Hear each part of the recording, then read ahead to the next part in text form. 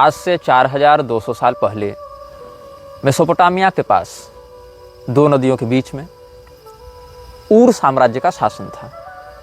ऊर तृतीय वहाँ का राजा था और उसके शासनकाल में एक बच्चे ने जन्म लिया।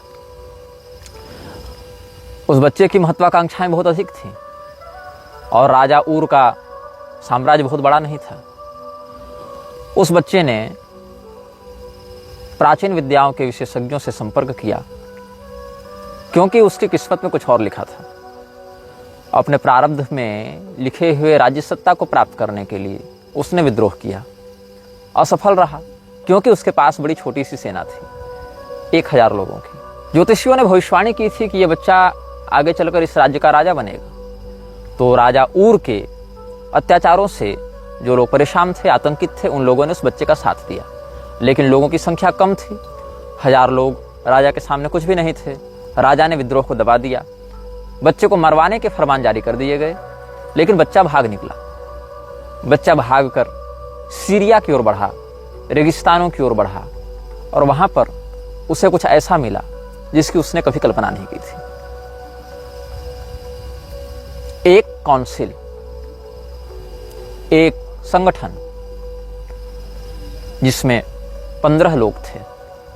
ये 15 लोग एक ऐसे व्यक्ति की खोज में थे जो उनका नेतृत्व कर सके। इन 15 लोगों के पास अलग अलग शक्तियां थीं, अलग अलग सामर्थ्य थे, अलग अलग प्रकार की इच्छाएं थीं और ये आपस में एकजुट नहीं हो पाते थे। इन्हें आवश्यकता थी एक ऐसे नेता की जो इन सबों को एक सूत्र में बांध सके, इनकी शक्तियों का एकत्रीकरण करके अपने उद्देश्य के लिए प्रयोग कर सके। उन 15 लोगों ने इसको अपना नेता चुना। अपनी शक्तियों का एक बड़ा भाग इसके विकास में लगाया और इन 16 लोगों ने मिलकर एक शक्ति को उत्पन्न किया। ये जो बच्चा है इसके विषय में आप जानते हैं।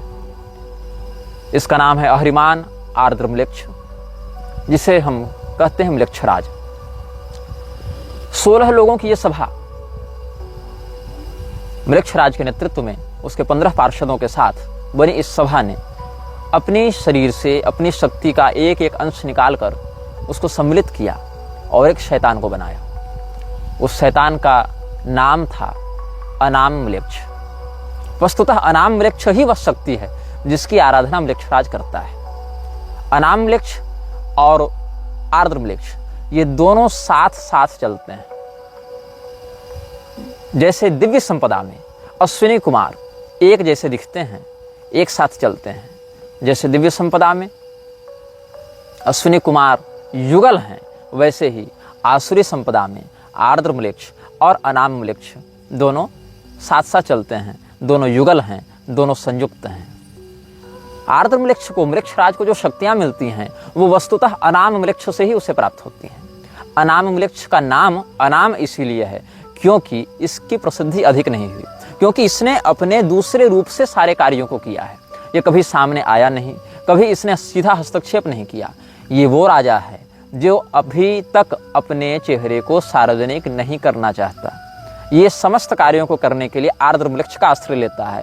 तो वस्तुतः म्लेच्छराज मतलब जो आर्द्र म्लेच्छ है वो राजा तो अवश्य है, लेकिन वो राजा स्वतंत्र नहीं है। उस राजा की इच्छाएं स्वतंत्र नहीं हैं। उस राजा को अगर कुछ करना है तो उसको अनाम म्लेच्छ से सहमति और अनुमति लेनी पड़ेगी। एक तरीके से कहें तो एक ही शरीर में रहने वाली ये दो शक्तियां हैं। आर्द्र म्लेच्छ का शरीर और उसके अंदर जो नियंत्रण है वो अनाम म्लेच्छ का है। अनाम म्लेच्छ का स्वरूप जैसा मुझे समझ में आया है, जैसा अपने शोध और साधना से हमने ज्ञात किया है, उस स्वरूप के आधार पर हमने AI से कुछ चित्र बनाए हैं जो कि इस वीडियो में, इस श्रृंखला के इस एपिसोड में आपको समय समय पर दिखाए जाते रहेंगे। एक क्रूर स्वरूप एक शैतान का, जिसका जो मुख है वह गधे का है, जिसके पैर कभी मनुष्य और कभी घोड़े के समान होते हैं, जिसके पंख मोर के समान हैं, जिसकी आंखें बहुत क्रूर हैं, जिसके दांत बड़े नुकीले हैं। ऐसा ही स्वरूप है अनाम म्लेच्छ का। और ये अनाम म्लेच्छ ही वह शक्ति केंद्र है, वह शक्ति पुंज है जहां से म्लेच्छराज आर्द्र म्लेच्छ जहां से अपनी शक्तियों को प्राप्त करता है, जहां से उन शक्तियों का प्रयोग करता है। हम बात कर रहे थे ऊर साम्राज्य के पतन की। जब आज से 4200 साल पहले ऊर साम्राज्य का पतन हुआ, उस समय अंतिम राजा था इब्बिसिन। इब्बिसिन के अत्याचारों के कारण जब विद्रोह हुआ, उस समय पहली बार तो विद्रोह कुचल दिया गया, लेकिन दूसरी बार अपनी शैतानी शक्तियों के साथ आर्द्रम्लेक्ष के नेतृत्व में जब विद्रोह किया तो इब्बिसिन हार गया और वहीं पर असुर साम्राज्य की नींव पड़ी। असुर साम्राज्य की नींव जब पड़ी, उसका नाम पड़ा गया असीरिया। असीरिया और सीरिया दोनों अलग अलग हैं, लेकिन नाम का जो स्रोत है वो समान है। ईसा पूर्व 26-25 शताब्दी तक विश्व का दूसरा बड़ा साम्राज्य था ऊर साम्राज्य। भारतीय सत्ता के संयुक्त प्रभाव के अतिरिक्त अगर विश्व में किसी की बात मानी जाती थी, वह था ऊर साम्राज्य। ऊर साम्राज्य के नेतृत्व में एक छोटा सा शहर एक विशाल साम्राज्य बनता जा रहा था और बीच में ही सत्ता का परिवर्तन हो गया और आर्द्रम्लेक्ष ने सत्ता संभाली। असुर साम्राज्य के पहले राजा का नाम असुर था। इस असुर को संस्कृत वाला असुर भी समझ सकते हैं, आसुरी संपदा का होने के कारण, अथवा इसको ASSUR असुर ऐसा भी समझ सकते हैं। असुर नाम के कई राजा इसमें हुए हैं और सुमेरियन भाषा में इसका अर्थ होता है राजा। सुमेरियन भाषा में असुर का अर्थ होता है राजा। और ये पुजुर असुर जो था, असुर साम्राज्य का पहला राजा था। म्लेच्छराज अपने प्रतिनिधियों के माध्यम से उनको राजा बनाकर इस क्षेत्र का शासन करता था और म्लेच्छराज के द्वारा प्राप्त आसुरी शक्तियों का प्रयोग करके असुर साम्राज्य के राजा अपनी सेना का विकास करते रहे, आगे बढ़ते रहे। यद्यपि इनकी सेना बहुत बड़ी नहीं थी, किंतु इनकी योजना और इनका अनुशासन बहुत स्पष्ट होता था और इनके अनुशासन को भंग करने पर बहुत कठोर दंड दिया जाता था। हम आगे की श्रृंखलाओं में इनकी सेना की रणनीतियों पर चर्चा करेंगे और यह भी चर्चा करेंगे कि म्लेच्छराज के द्वारा बनाए गए अनुशासन कौन कौन से हैं। म्लेच्छराज ने अपने अनुयायियों के लिए 60 अनुशासन बनाए हैं। जो भी व्यक्ति म्लेच्छराज का अनुयायी बनेगा उसको इन 60 अनुशासनों का पालन करना पड़ेगा। अगर वह ऐसा नहीं करता है, वह कठोरतम दंड का पात्र होता है। मैंने कल बताया था शैतान के बहुत से नामों में एक नाम है स्तर। स्तर की आराधना करता हुआ यह असुर साम्राज्य आगे बढ़ता रहा। जब ये असुर साम्राज्य म्लेच्छराज की पूजा करता था और म्लेच्छराज के शरीर में घुसे हुए अनाम म्लेच्छ की पूजा करता था, तो उस समय उसका नाम होता था स्तर। और उसके चारों ओर 4 वेदियां बनती थीं। उन चारों वेदियों पर नरबलि दी जाती थी। नरबलि के माध्यम से मनुष्य के बच्चे के खून के माध्यम से, अच्छा ये नरबलि जो है वो कोई सामान्य व्यक्ति की नहीं दी जाती थी, छोटे छोटे बच्चों की नरबलि दी जाती थी। और उन नरबलियों के माध्यम से राजा हैं अपनी शक्तियों को प्राप्त करते थे। और कई बार उन नरबलियों को देने के लिए किसी शस्त्र का प्रयोग नहीं किया जाता था। नरबलियां दी कैसे जाती थी? उन चारों वेदियों के ऊपर हवन कुंड की स्थापना की जाती थी और अपने पहले बच्चे को असुर साम्राज्य का राजा उस आर्द्रम्लेच्छ के नाम से या अनामम्लेच्छ के नाम से उसी जलती हुई हवन कुंड में डाल देता था। मतलब असुर साम्राज्य के राजा का जो पहला बच्चा होगा, उस पहले बच्चे पर अधिकार अनामम्लेच्छ का होगा और उसको देने के लिए उस बच्चे को हवन कुंड में डाला जाएगा। आप इस घटना से एक और बात सीख सकते हैं। पांचाल देश के राजा सोमक ने अपने पुत्र जमतु को भी इसी प्रकार से हवन कुंड में डाल दिया था। ये राजा द्रुपद के पूर्वज हुआ करते थे और इसके परिणाम स्वरूप उनको नरक भी जाना पड़ा था। ये राजा द्रुपद के 3-4 पीढ़ी पहले की बात है। द्रौपदी जी द्रुपद की पुत्री थी, उनके 3-4 पीढ़ी पहले की बात है, जब राजा सोमक ने बहुत पुत्रों की कामना से अपने इकलौते पुत्र जमतु को हवन कुंड में काट काट कर होम कर दिया था। यद्यपि उनको आगे बहुत से पुत्रों की प्राप्ति हुई, लेकिन इस कर्म के कारण उस यज्ञ को कराने वाले पुरोहित और राजा दोनों नरक गए थे। यहाँ पर भी कुछ ऐसी बातें देखने को मिली जहाँ पर आसुरी तत्व के उपासक ये असुर साम्राज्य के राजागण अपने पहले बच्चे को स्तर की मूर्ति के चारों ओर बने हुए 4 हवन कुंडों में, किसी भी एक हवन कुंड में, हवन कुंड तो 4 होते थे, उसमें वो बलिदान करने के लिए जलती हुई अग्नि में झोंक देते थे और आर्द्रम्लेच्छ और अनामम्लेच्छ को तृप्त करते थे। तो वस्तुतः जो 15 पार्षद हैं वो इसको काउंसलर मानते हैं। जो काउंसिल का शासक है, काउंसलर कौन है? आर्द्रम्लेच्छ। और चांसलर कौन है? इस शैतानी परिषद का जो चांसलर है, जो कुलपति है, जो अध्यक्ष है, वो है अनामम्लेक्ष। अनामम्लेक्ष सामान्यतया किसी विशेष शरीर में बाहर नहीं घूमता है, वो आर्द्रम्लेक्ष के अंदर ही एक शक्ति के रूप में बैठा रहता है। एक प्रकार से उसने पोसेस कर रखा है आर्द्रम्लेक्ष को। आर्द्रम्लेक्ष वस्तुतः प्रारंभ में बुरा नहीं था, वो एक अच्छा व्यक्ति था। इसके व्यक्तित्व की तुलना आप कर सकते हैं मार्वल कॉमिक्स के गौर से, जिसकी बेटी बीमार थी और गौर ने क्या किया, देवताओं से प्रार्थना की कि आप मेरी मरती हुई बेटी को बचा लें, और उस समय देवताओं ने उसका तिरस्कार किया। तो नेक्रोमेंसर नामक दिव्य तलवार का या शैतानी तलवार का आश्रय लेकर गौर ने अपनी मरती हुई बेटी के ऊपर हो रहे अन्याय का बदला लेने के लिए देवताओं को मारना प्रारंभ किया था। तो ये जो गौर का किरदार है, ये वस्तुतः आर्द्रम्लेक्ष से ही प्रेरित है। कहीं न कहीं आर्द्रम्लेक्ष, अनामम्लेक्ष अपनी इन घटनाओं को सिनेमैटिक यूनिवर्स के माध्यम से आगे बढ़ाते हैं, जिसमें एक बहुत बड़ा स्थान डिज्नीलैंड का है, जिस पर आगे इस श्रृंखला में हम कभी चर्चा करेंगे कि कैसे म्लेच्छराज के माध्यम से डिज्नीलैंड को आगे बढ़ाया गया है और वहां कैसे कैसे शैतानी कृत्य होते हैं। इस पर हम आगे सप्रमाण चर्चा समयानुसार इसी श्रृंखला में करेंगे। तो इसी प्रकार से आर्द्रम्लेक्ष वस्तुतः एक अनाथ था, किंतु उसके भाग्य ऐसे प्रबल थे कि वहां के नक्षत्र विशारदों ने, ज्योतिषियों ने कहा कि इसमें राजा बनने का योग है। इसीलिए आर्द्रम्लेक्ष को जब काउंसिल ऑफ सैटर्न ने गोद लिया, उन 15 लोगों ने उससे अपना नेता चुना, क्योंकि वो लोग कुछ कर नहीं पा रहे थे एक नायक के अभाव में। तो आर्द्रम्लेक्ष के शरीर में उर्सी की शैतानी शक्ति ने हावी होना प्रारंभ किया और उसको एक विद्रोही से बना दिया, एक अत्याचारी। अत्याचार के विरोध में जिसने अपना खड्ग उठाया था, वो बन गया विश्व का सबसे बड़ा अत्याचारी। अनामम्लेक्ष की शक्तियां तब अधिक विकसित होती हैं जब आकाश में चंद्रमा अपनी पूर्णता को होते हैं। अनामम्लेक्ष चंद्रमा की कलाओं के आधार पर अपनी शक्तियों को घटाता और बढ़ाता है।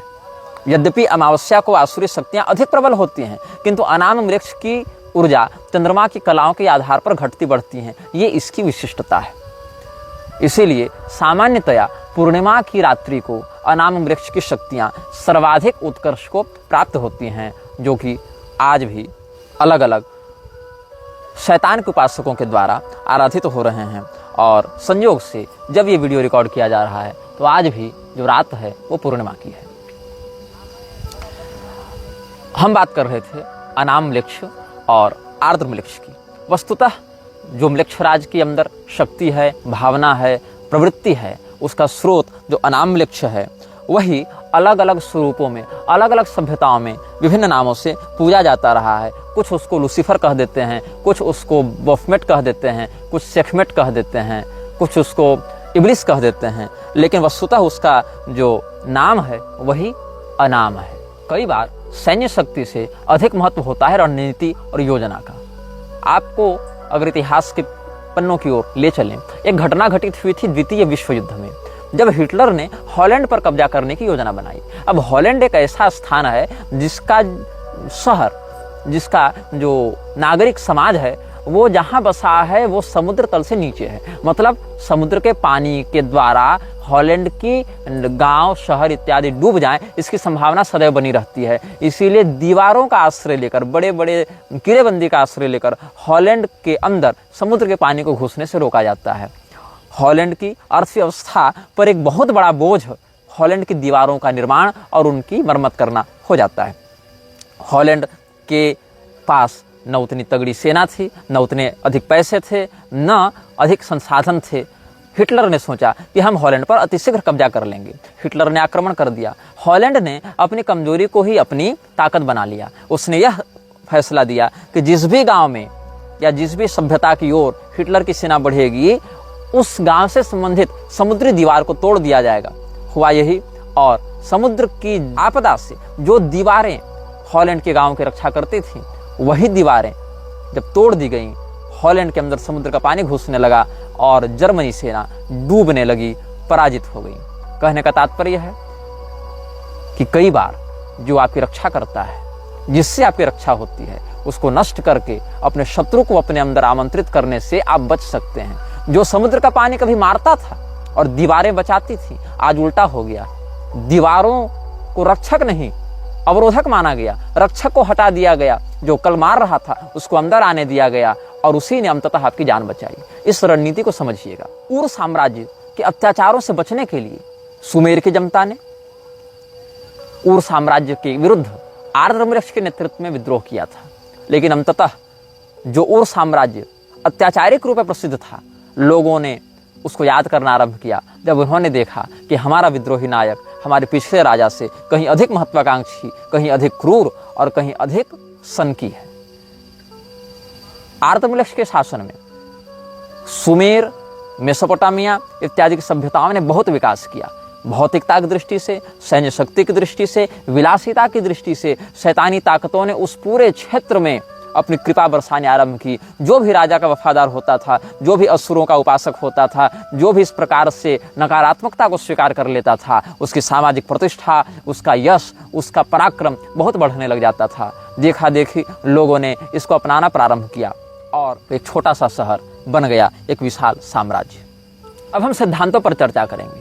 आज हम प्रधानता से म्लेच्छराज के अनुयायियों के लिए जो 6 अनुशासन हैं, 60 में से 6 अनुशासन की आज हम चर्चा करेंगे। पहला अनुशासन यह कहता है, तुम्हारे हृदय में सदैव एक ज्योति जल रही है। जब भी कोई निर्णय करना हो उस ज्योति का अनुसरण करना। यह पहला नियम कहता है। वह ज्योति शैतानी है, अ फ्लेम ऑफ इविल। आपको अगर लॉर्ड ऑफ रिंग्स की घटना याद होंगी, वहां एक आंख थी, सैरॉन की आंख, जो दहकती रहती थी। वो आग है, लेकिन वो आग नरक की आग है।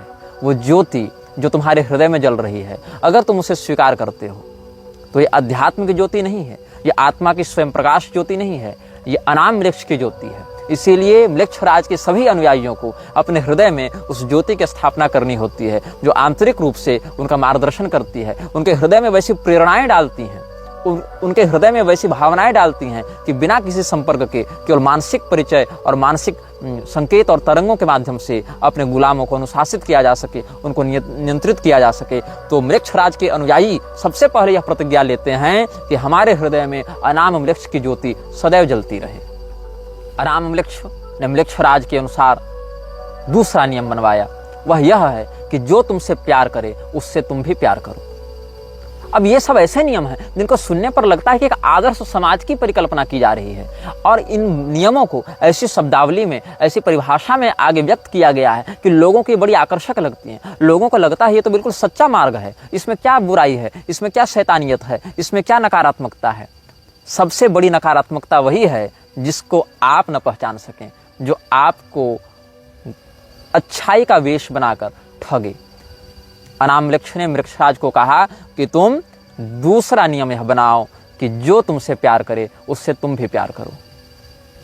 अब इसमें एक समस्या यह होती है कि भाई कोई हमसे प्रेम कर रहा है तो हमसे घृणा कैसे कर सकते हैं, लेकिन ऐसी बात नहीं है। उसके प्रेम के पीछे क्या उद्देश्य हो सकता है। आप यह बात ध्यान में रखें कि रावण ने जब भगवती सीता का हरण किया था तो बारंबार कहता था कि हे सुंदरी, हम तुमसे प्रेम करते हैं, तुम उस वनवासी राम के पीछे क्यों पड़ी हुई हो, चलो हमारे प्रस्ताव को स्वीकार करो, हम तो मंदोदरी से भी ऊपर तुम्हारा आसन रखेंगे, हमारे हृदय में जो प्रेम है तुम्हारे लिए उसको एक बार स्वीकार कर लो। आप ध्यान दें, आज समाज में जितना व्यभिचार फैल रहा है, जितना लव जिहाद फैल रहा है, जितने तरह के बलात्कार हो रहे हैं, उनके पीछे कहीं न कहीं सिनेमैटिक भावना यह है कि जो तुमसे प्यार करे उससे तुम प्यार करो, प्यार किया तो डरना क्या, हम है राही प्यार के।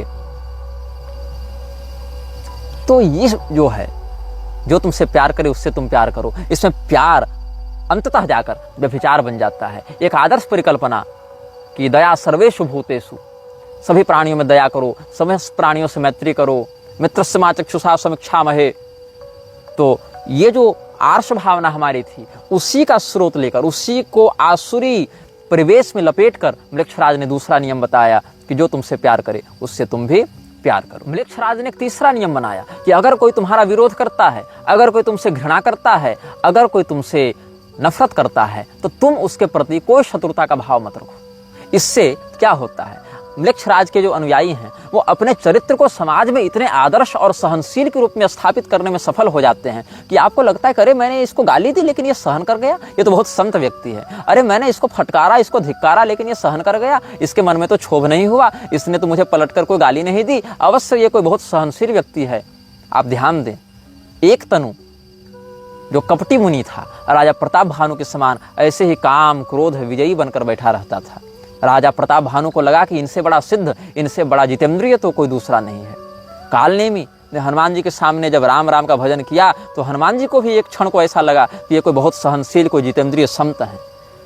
तो जो बातें समाज में आदर्श के रूप में स्थापित हैं, उन्हीं बातों से प्रेरणा लेते हुए म्लेच्छराज ने ऐसे नियम बनाए जो बाहर से देखने से बड़े आदर्श, बड़े दिव्य, बड़े धार्मिक लगते हैं, बड़े सभ्य और शिष्टाचार से युक्त लगते हैं, लेकिन उनके अंदर की भावनाएं बड़ी विकृत होती हैं। इसलिए म्लेच्छराज के जो अनुयायी हैं वो समाज में ऐसी छवि बनाकर चलते हैं कि लोग यह समझें कि वे बड़े सहनशील हैं, बड़े गंभीर हैं, बड़े विवेकी हैं, बड़े प्रबुद्ध हैं, बड़े क्षमाशील हैं, बड़े सुलझे हुए व्यक्तित्व के धनी हैं। म्लेच्छराज के अनुयायियों के लिए चौथी अनिवार्यता यह है कि वो अपने मस्तिष्क को कभी खाली नहीं रख सकते।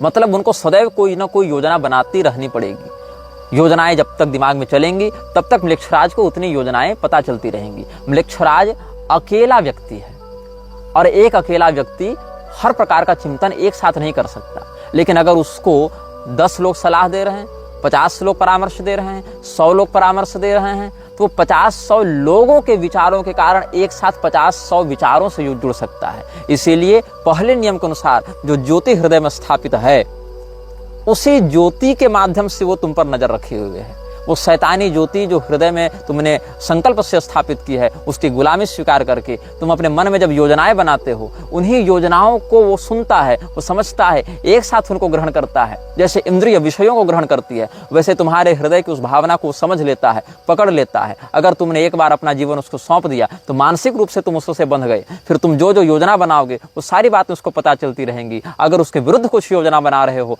तो वह भी, और अगर उसके अभियान के लिए कुछ योजना बना रहे हो तो वह भी। इसीलिए म्लेच्छराज के अनुयायियों के लिए चौथी अनिवार्यता इस बात की होती है कि वो सदैव अपने मस्तिष्क में किसी न किसी प्रकार की योजना बनाते रहें, ताकि म्लेच्छराज को उनकी मानसिक स्थिति का सदैव अपडेट मिलता रहे, सदैव अद्यतित सूचना मिलती रहे कि मेरा यह सेवक मेरे विरुद्ध जा रहा है, मेरे अनुकूल जा रहा है, या इसमें किस प्रकार की शैतानी रचनात्मकता हो सकती है। म्लेच्छराज के अनुयायियों के लिए पांचवी अनिवार्यता है वचनबद्धता।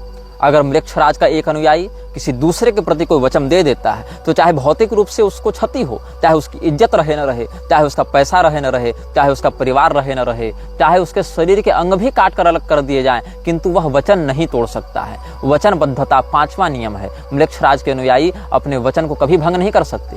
सत्य प्रतिज्ञ होना सनातन धर्म में बहुत श्रेष्ठ बात मानी गई है। राजा दशरथ, महाराज हरिश्चंद्र, शिवी इत्यादि राजाओं का बहुत उत्तम चरित्र है सत्यनिष्ठा के लिए। लेकिन इसी अच्छाई को शैतानी परिवेश में परोसते हुए म्लेच्छराज ने कहा कि बी अ मैन और वुमेन ऑफ वर्ड्स।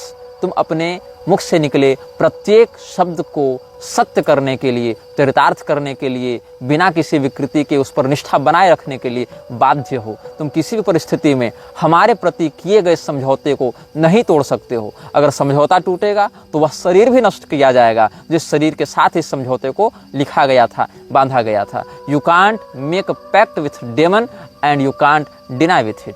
आप अगर शैतान के साथ कोई समझौता करते हैं, वो समझौता उस शरीर के साथ ही खत्म होता है जिस शरीर के साथ आपने समझौता बनाया था। और अगर आपने यह समझौता अपनी चेतना से जोड़कर बनाया है, तब फिर आपकी पारलौकिक गति भी बाधित होगी। शरीर नष्ट होने के साथ साथ वो समझौता नष्ट नहीं होगा। फिर अगर शारीरिक केवल आपने बनाया है समझौता, तब शरीर नष्ट होगा। अगर समझौता टूटा तो आप मरेंगे। लेकिन अगर आपने अपनी चेतना उसको बेच दी है तो आपको इतना कुछ धन दौलत दे देगा, इतने बड़े स्तर पर पहुंचा देगा वह, कि आपको लगेगा कि विश्व मेरी अंगुलियों पर नाच रहा है। लेकिन फिर वह आपकी चेतना को अपना वशीभूत करके, जिस प्रकार से प्रेत सिद्धि इत्यादि करके रख लेते हैं, वैसे ही आपकी ऊर्जा को वह अपना आहार बनाकर आपसे अपनी गुलामी अंतस्थित भाव से भी कराएगा। आपकी पारलौकिक गति में वह व्यवधान उत्पन्न करेगा। जैसे प्रेत की उपासना करने वाले लोग अंत में प्रेत गति को प्राप्त होते हैं, वैसे शैतान के साथ समझौता करने वाले लोग भी शैतान के ही गुलाम बन जाते हैं। म्लेच्छराज का बनाया हुआ छठा नियम पांचवें नियम से जुड़ा हुआ है। पांचवा नियम यह कहता है कि आप कभी भी अपने वचन को नहीं तोड़ सकते। लेकिन छठा नियम यह कहता है कि यदि बात आती है अपने हाउस को बचाने की, हाउस मतलब आपका घर नहीं, हाउस मतलब हाउस ऑफ काउंसिल, जहां पर आपकी शैतानी परिषद बैठी है, अगर उसके अस्तित्व की बात आती है तो आप अपने वचन को तोड़ेंगे। आप वहां पर कंप्रोमाइज करेंगे। आप वहां पर स्वयं को एक व्यक्ति मानकर नहीं चल सकते कि मैं एक व्यक्ति हूं, मैंने वचन दिया। अगर संस्था को बचाने की बात आएगी तो आपको अपने वचन को अगर तोड़ना पड़ेगा। संस्था अगर वचन तोड़ने से बचेगी तो वहां पर आप अपने वचन को तोड़ेंगे। कुल मिलाकर बात यह है कि शैतानी परिषद का जो 15 लोग हैं और 16वां जिनका नेतृत्व करता है आर्द्र म्लेच्छ, जिसके अंदर घुसा है 17वां तत्व अनाम म्लेच्छ, इसीलिए कहते हैं the council of 17 ruled by 2। ये भी शब्द बहुत स्थानों पर जो इस विषय में शोध करते हैं उनको मिलता है। काउंसिल ऑफ 17 रूल्ड बाय 2, 17 लोगों का यह परिषद है जिसमें 2 व्यक्ति शासन करते हैं। दिखते 16 हैं क्योंकि अनाम म्लेच्छ और आर्द्र म्लेच्छ तो एक ही शरीर में रहते हैं, लेकिन हैं वो 2। तो काउंसिल ऑफ 17 रूल्ड बाय 2, तो इस काउंसिल को ही हाउस कहा गया है, यही इनका घर है। आपका घर कहीं बाहर नहीं। जो शैतान के गुलाम हैं, म्लेच्छराज के सेवक हैं, वो इसी काउंसिल के वफादार हैं, इसी घर के परिवार के सदस्य हैं। तो अगर वचन को पूरा करने से परिवार बचता है तो वचन पूरा किया जाएगा, तब आप वचन तोड़ नहीं सकते। और अगर वचन को तोड़ने से परिवार बचेगा तो आप वहां पर यह नहीं कह सकते कि हमने वचन दे दिया तो अब हम निभाएंगे, मेरी प्रतिष्ठा की बात है, बिल्कुल नहीं। आप कंप्रोमाइज करेंगे। यह 5वें नियम का एक अपवाद 6ठे नियम के रूप में बताया जाता है। आज हमने चर्चा की म्लेच्छराज को शक्ति कहाँ से मिलती है, म्लेच्छराज का जन्म कहाँ हुआ था, म्लेच्छराज के अंदर कौन सी शक्ति काम करती है, म्लेच्छराज बना कैसे।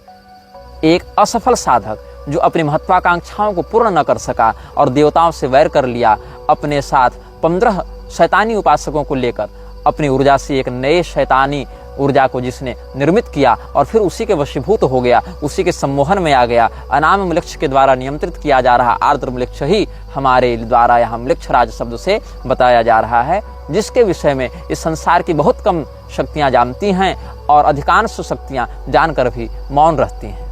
यह वीडियो जल्द ही हटा दिया जा सकता है।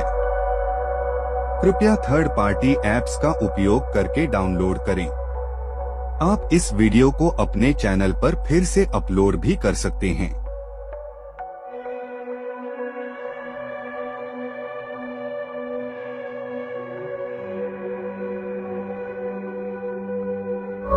This video may get deleted soon. Please download using third-party apps. You may also re-upload this video on your channels. Thank you.